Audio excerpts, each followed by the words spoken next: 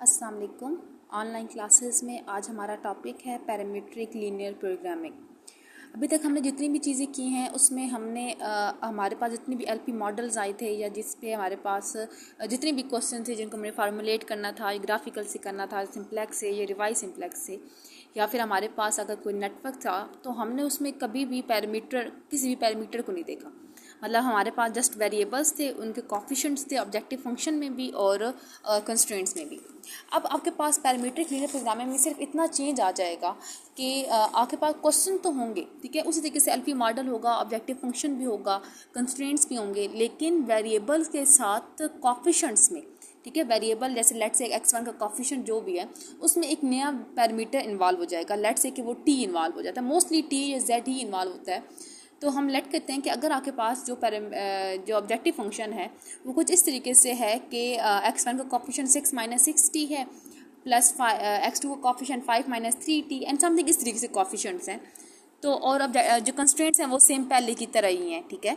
तो उसको हम क्या बोलते हैं कि इस तरह की प्रॉब्लम जो है वो पैरामीट्रिक लीनियर प्रोग्रामिंग की है। अब ज़रूरी नहीं है कि पैरामीटर ऑब्जेक्टिव फंक्शन में ही इन्वॉल्व हो, कभी कभी पैरामीटर जो है वो कंस्ट्रेंट्स की राइट साइड में जो कोफिशिएंट्स होते हैं उनमें भी इन्वॉल्व हो जाता है।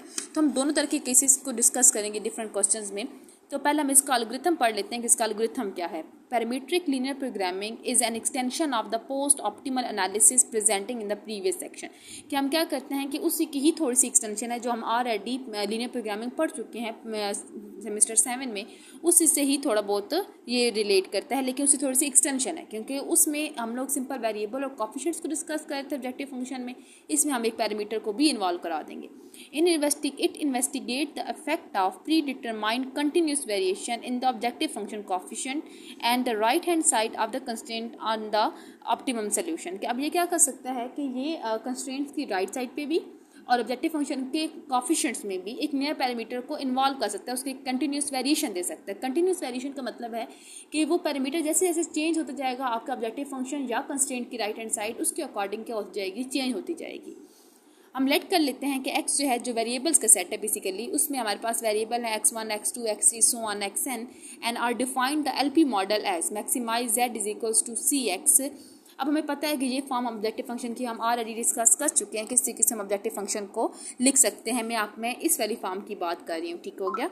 नेक्स्ट आपके पास है इन द पैरामीट्रिक एनालिसिस। अगर हम पैरामीटर के साथ देखा जाए तो हम सबसे पहले करते क्या हैं इस चीज़ के लिए। नॉर्मली हमारे पास जो एलपी मॉडल होता है उसमें कंस्ट्रेंट के कोफिशिएंट को हम कैपिटल C से रिप्रेजेंट करते हैं और कंस्ट्रेंट्स की राइट साइड को हम B से रिप्रेजेंट करते हैं। अब चूंकि हमारे पास पैरामीट्रिक लीनियर प्रोग्रामिंग में ऐसा होगा कि कंस्ट्रेंट्स की राइट साइड पे या फिर ऑब्जेक्टिव फंक्शन के कोफिशिएंट में एक पैरामीटर t इन्वॉल्व हो जाएगा, तो वो कोफिशिएंट्स भी किसी न किसी पैरामीटर के फंक्शंस बन जाएंगे। तो इन parametric analysis the objective function and right hand side vector c and small b, ठीक है, कि ऑब्जेक्टिव फंक्शन का कोफिशिएंट c और right hand side of constraint small b, ठीक है, कि ये आपके पास c और b जो होंगे ये रिप्लेस कर दिए जाएंगे किसके साथ, c ऑफ t और b ऑफ t के साथ, जिसमें t क्या होगा वो पैरामीटर होगा जो क्वेश्चन के अंदर इन्वॉल्व होगा। ठीक हो गया। अब मैथमेटिकली अगर हम देखें तो t can assume the positive and negative value both, कि ठीक है कि t जो होता है वो पॉजिटिव वैल्यू पे ले सकता है, वो नेगेटिव वैल्यू भी ले सकता है। In this representation we will assume that t greater than equals to 0। लेकिन हम पैरामीट्रिक लीनियर प्रोग्रामिंग में t को हमेशा 0 से बड़ा या बराबर लेते हैं। क्यों? क्योंकि जब हमारे पास एक एलपी मॉडल आता है पैरामीट्रिक के लिए, ठीक है, तो उसमें लिखा होता है कि जैसे हमारे पास नॉर्मली कंडीशन होती है ना कि वेरिएबल 0 से बड़े या बराबर होने चाहिए, इसमें हमारे पास लिखा होता है कि जो पैरामीटर है वो भी 0 से बड़ा या बराबर होना चाहिए। तो हम नेगेटिव के लिए इस चीज़ को अज्यूम करते ही नहीं है, हम हमेशा t को 0 पहले लेते हैं, उस पर एक आंसर पूरा निकालते हैं, फिर t को 0 से आगे कोई वैल्यू अज्यूम करा के देखते हैं, उसके ऊपर पूरा आंसर निकालते हैं। लेकिन t से छोटी वैल्यू के ऊपर हम इसको चीज़ को अज्यूम नहीं करते। नेक्स्ट आपके पास है in general idea the parametric analysis is to start with the optimal solution at t is equals to 0। कि हम स्टार्टिंग के लिए क्या करते हैं कि t इक्वल्स टू 0 पे हम ये सारा सोल्यूशन को फाइंड करते हैं। Then using the optimality and feasibility condition. अब सिंपल जैसे आपके पास लेट्स से कि अगर एक एलपी पैरामीट्रिक प्रोग्रामिंग है, लीनियर प्रोग्रामिंग है, उसमें टी इन्वॉल्व है, लेकिन जैसे ही मैं टी को 0 पुट करूँगी मेरे पास वो पैरामीटर से लीनियर प्रोग्रामिंग में कन्वर्ट हो जाएगा क्वेश्चन, क्योंकि पैरामीटर को मैंने 0 पुट कर दिया, मेरे पूरे क्वेश्चन में पैरामीटर रहा ही नहीं है, ठीक है। तो आपके पास पूरा क्वेश्चन क्या हो गया, पैरामीटर से लीनियर प्रोग्रामिंग में कन्वर्ट हो गया। और लीनियर प्रोग्रामिंग को हमें सॉल्व करना आता है बाय सिंपल सिंप्लेक्स मेथड। आप सिंपल सिंप्लेक्स कर सकते हो, आप रिवाइज सिंप्लेक्स से कर सकते हो, आपकी टोटल अपनी चॉइस है, आप किससे करते हो। मैं कल क्वेश्चन कराऊंगी, मैं आपको अभी जब नेक्स्ट क्वेश्चन करते हैं उसमें आपको मैं क्लियरली बताऊंगी कि हम इसको किस तरीके से सॉल्व करते हैं।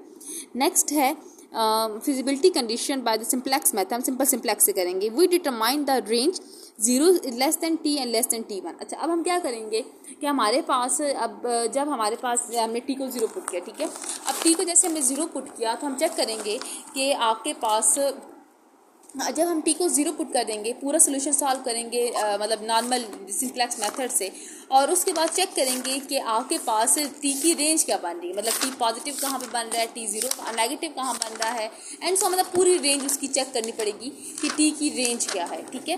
तो हम वहाँ से देखते हैं, एक मिनट। अच्छा, अब हमारे पास जब हमने टी को 0 पुट किया, पूरा आंसर निकाला, उसके बाद जो हमारा ऑप्टिमल टेबल बनता है, मतलब हमने जैसे टी को 0 पुट किया, वहाँ से हम टेबल निकालते हैं, पूरा सोल्यूशन निकालते हैं, उसके बाद हम जेड रो के कोएफिशिएंट्स फाइंड करते हैं, ठीक है। इसको प्रॉपर निकालने के तरीका है कि वहाँ से एक्स बी नॉट क्या होता है, या बी नॉट क्या होता है, या सी बी नॉट क्या होता है, क्योंकि जेड रो कोएफिशिएंट्स के लिए हमें ये सारी चीज़ें चाहिए होती हैं। वो सारी चीज़ें फाइंड करते हैं, उस सारी चीज़ों में टी हमारे पास ऑटोमेटिकली इन्वॉल्व हो जाता है, ठीक है, क्योंकि टी 0 के लिए तो हम पूरा सोल्यूशन निकाल चुके हैं। 0 के बाद वाली बात हो रही है जहाँ पे टी 0 नहीं होना चाहिए, टी पॉजिटिव के लिए चेक करें। तो फिर हम उधर चेक कर लेते हैं कि हमारे पास जो जेड रो कोएफिशिएंट है उसमें वो नेगेटिव कहाँ दे रहा है। जिस वैल्यू पे वो नेगेटिव दे रहा होगा, ठीक है, उस वैल्यू के लिए हम क्या कर लेंगे, उसको हम T1 अज्यूम करके रेंज बना लेंगे 0 से उस दैट वैल्यू तक, ठीक हो गया। For which the solution at t is equal to 0 remain the optimal and feasible. और वो एक ऐसी वैल्यू होनी चाहिए कि जिसके लिए जो आपके पास t 0 वाला सोल्यूशन है, अगर मैं उस वैल्यू को पुट कर भी दूँ तो मेरे पास जो सोल्यूशन है वो थ्रू आउट क्या रहना चाहिए, ऑप्टिमल और फिजिबल दोनों रहना चाहिए। In this case T1 is referred to as a critical value, कि जो T1 हमने जिस वैल्यू को हमने अज्यूम किया हुआ है T1 जिसके लिए वो लेस देन दे रहा था, वो आपके पास क्या होती है, critical value. The process continues by determine the successive critical value. अब सक्सेसिव क्रिटिकल वैल्यू क्या होती है कि मैंने T को 0 पुट किया, उससे मेरे पास T1 आया। अब लेट से मैंने T1 के लिए जैसे ऑब्जेक्टिव रो कोएफिशिएंट फाइंड किया, मेरे पास अगेन कोई नेगेटिव आ गया, ठीक है। अगर तो पॉजिटिव आता है तो मेरे पास वहाँ से ही सोल्यूशन फाइंड हो जाएगा, लेकिन अगर सारे के सारे में से कोई एक नेगेटिव आ जाता है तो मैं फिर T1 से T2 बनाऊंगी, फिर T2 को चेक करूंगी कि ऑब्जेक्टिव रो कोएफिशिएंट पॉजिटिव आते हैं, वेल एंड गुड। नहीं आते तो हम क्या करते हैं, नेक्स्ट की तरफ मूव कर जाते हैं, एंड करस्पॉन्डिंग ऑप्टिमल सोल्यूशंस, ठीक हो गया। अच्छा जी, इसके बाद हमारा होता है